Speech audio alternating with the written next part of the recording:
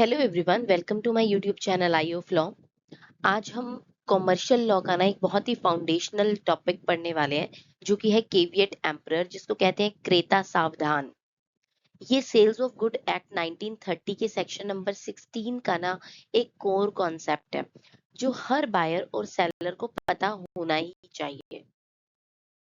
Meaning of caveat एम्पटर अगर हम देखते हैं तो है ना, ये समझने की कोशिश करते हैं कि एक्चुअली केविएट एम्पटर होता क्या है।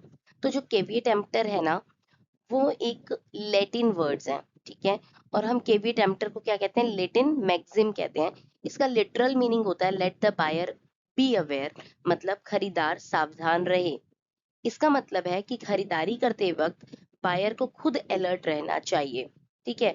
अगर हम इस कैविएट एम्पटर के कोर आइडिया की बात करते हैं तो इसका सिंपल सा लॉजिक है कि सामान की क्वालिटी और सूटेबिलिटी चेक करने की सारी रिस्पॉन्सिबिलिटी किसकी है?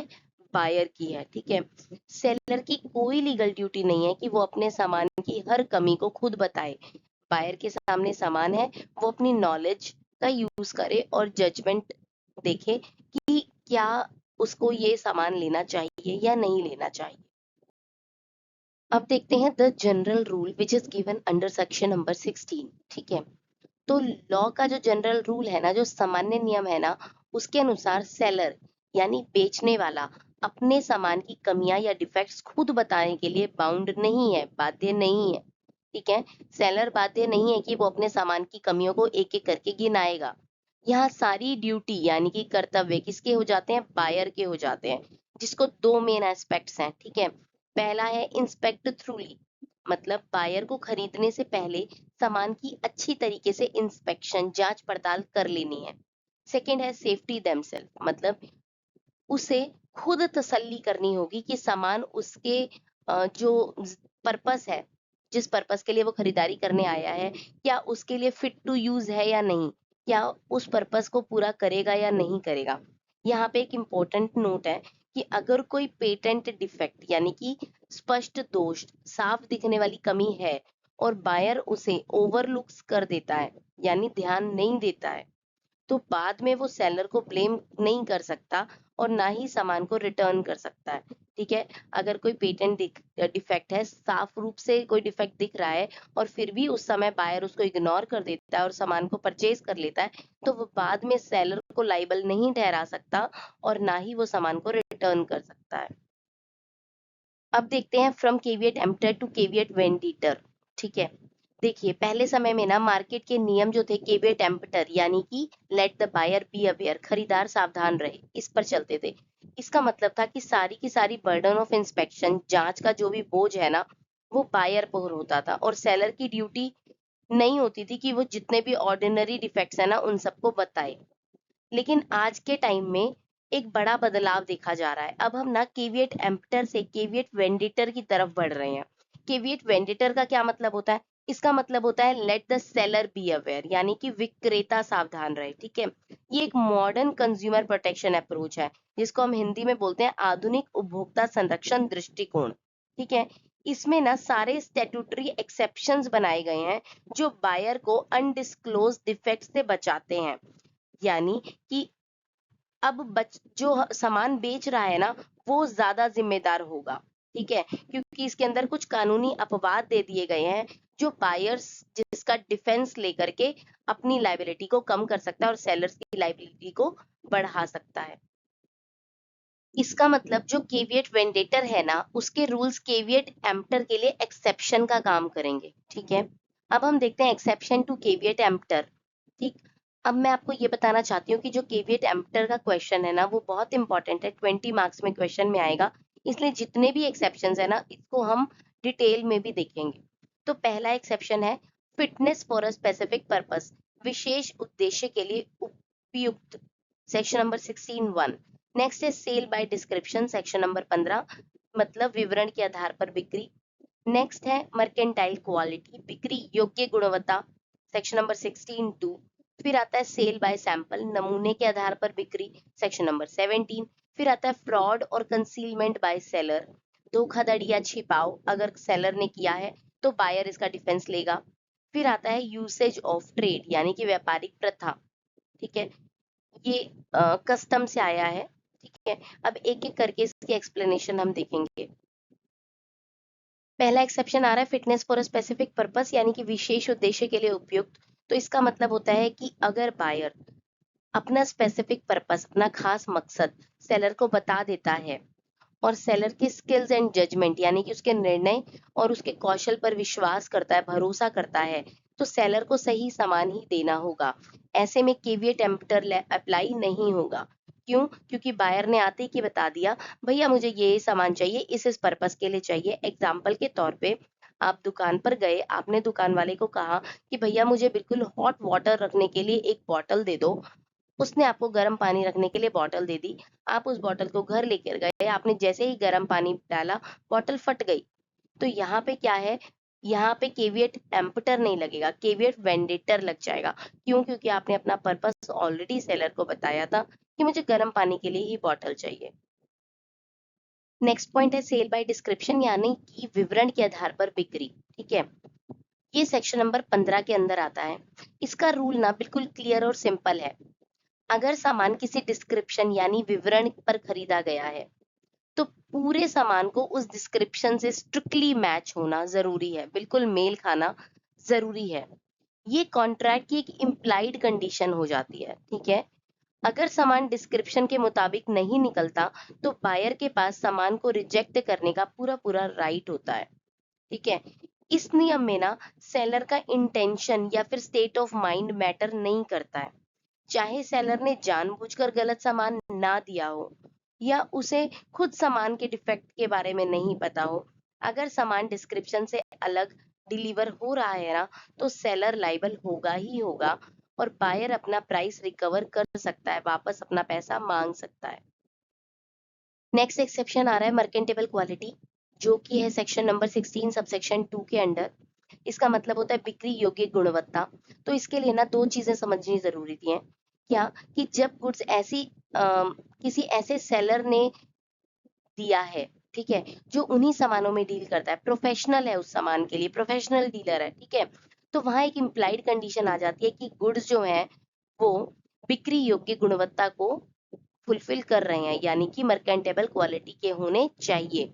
इसका मतलब है कि सामान मार्केट में आमतौर पर यूज करने लायक और बेचने लायक होगा।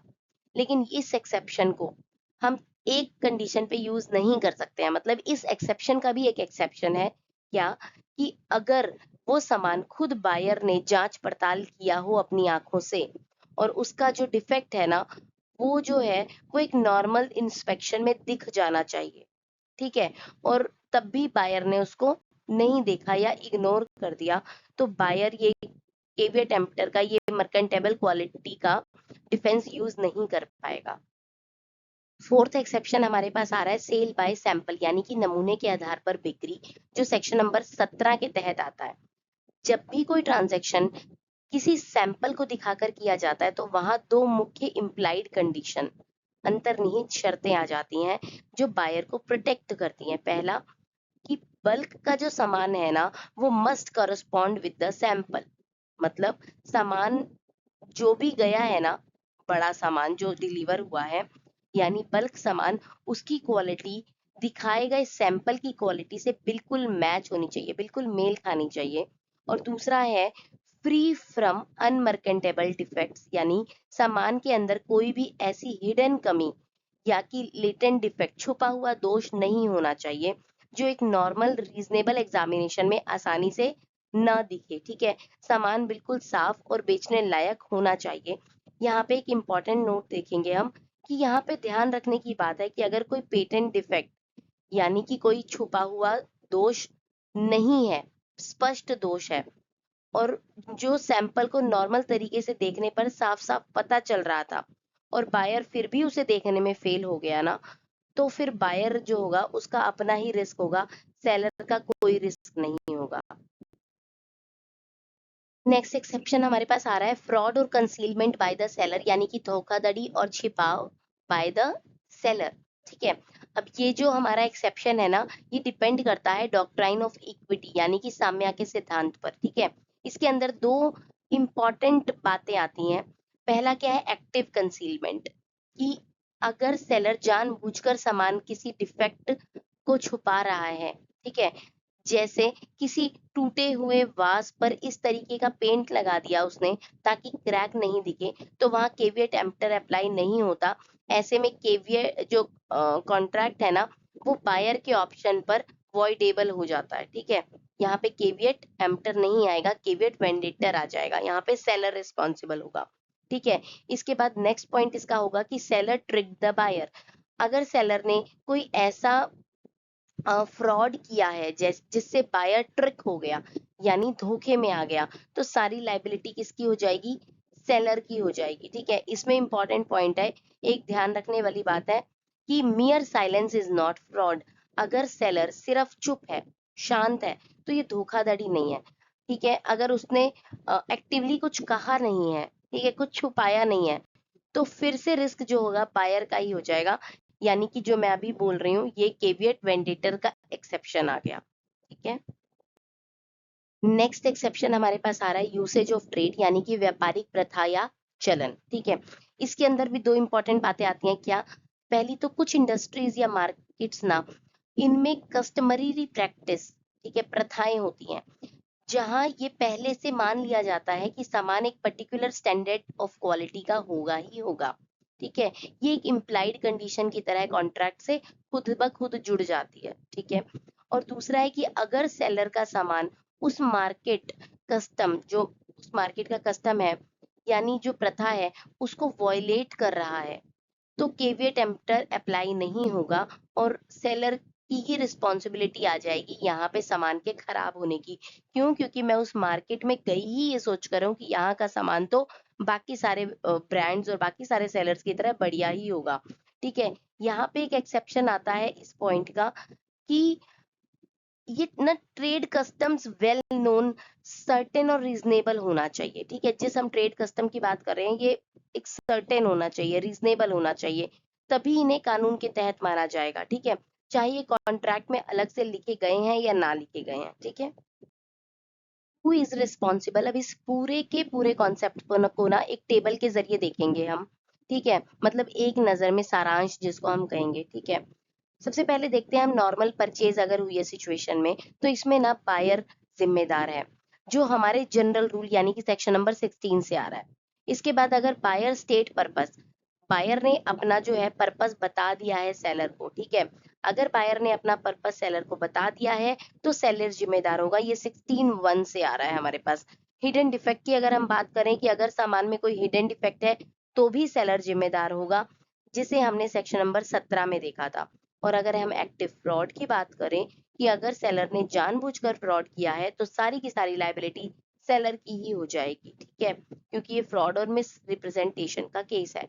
यहाँ पे हमने एक बात देखी थी कि अगर सेलर केवल चुप है, कुछ नहीं बोल रहा है, तो उसको फ्रॉड नहीं कहा जाएगा। ठीक है, आज के जो मॉडर्न लॉज है ना, उसमें हमेशा बायर को ही प्रोटेक्शन मिल रही है। ठीक है, लेकिन कॉमन लॉ एनालिसिस में ना, आज भी ये जो मैक्सिम है ना, केविएट एम्प्टर, ये बहुत ही इंपॉर्टेंट रहती है।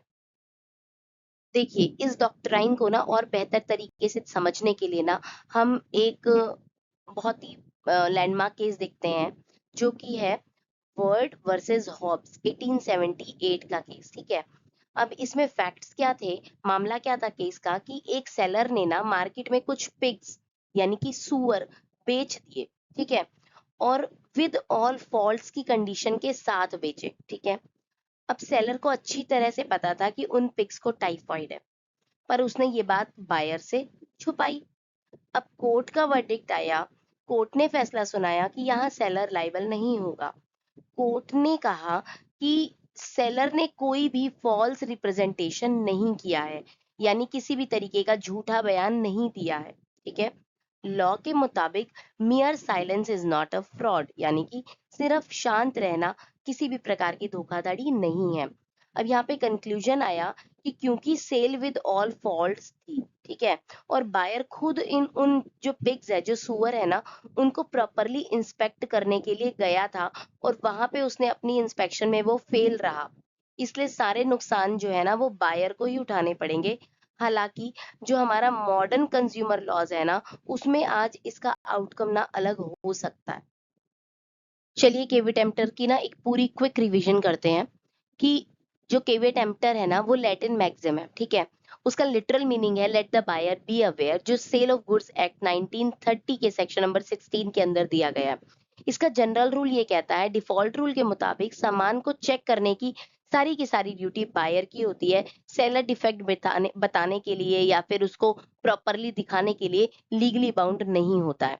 लेकिन ये जो केविएट एम्प्टर है ना, ये अपने एक्सेप्शन केविएट वेंडेटर के साथ आती है, यानी कि 6 एक्सेप्शंस लेकर आती है कि अगर transaction specific purpose, description, merchantable quality और सैंपल फ्रॉड या फिर ट्रेड यूज के अंदर आता है ना, तो ये 6 रूल बदल जाते हैं और सेलर लायबल हो जाता है। ठीक है। अगर हम मॉडर्न ट्रेंड की बात करें तो आजकल का जो लीगल अप्रोच है ना, वो केविएट एम्प्टर से केविएट वेंडेटर की तरफ शिफ्ट हो रहा है। कंज्यूमर्स को ज्यादा प्रोटेक्शन दी जा रही है। इसमें एक जो हमने लीडिंग केस किया वो है वर्ड वर्सेस हॉब्स का, जहां ये तय हुआ कि मियर साइलेंस यानी सिर्फ शांत रहना फ्रॉड नहीं होता है। इसी के साथ हमारा ये टॉपिक खत्म होता है। अगर आपको कोई भी डाउट है तो आप मुझे कमेंट सेक्शन में डाउट को लिख सकते हैं। अगर आपको मेरी वीडियो पसंद आती है, यूजफुल लगती है, तो मेरी वीडियो को लाइक करिए, मेरे चैनल को सब्सक्राइब करिए। Thanks for watching.